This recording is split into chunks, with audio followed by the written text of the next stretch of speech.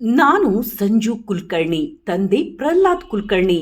ನಮ್ಮ ತಂದೆಯವರ ಪ್ರಹ್ಲಾದ್ ಕುಲಕರ್ಣಿ ಅವರ ಹೆಸರಿನಲ್ಲಿ ಇದ್ದ ಮನೆ ನಮ್ಮ ತಂದೆಯವರ ನಕಲಿ ಸಹಿಯನ್ನ ಮಾಡಿ ನನ್ನ ತಮ್ಮನಾದ ವೆಂಕಟಗಿರಿ ಕುಲಕರ್ಣಿ ಅವನು ಬೇರೆಯವರಿಗೆ ಮಾರಾಟವನ್ನ ಮಾಡಿರುತ್ತಾನೆ.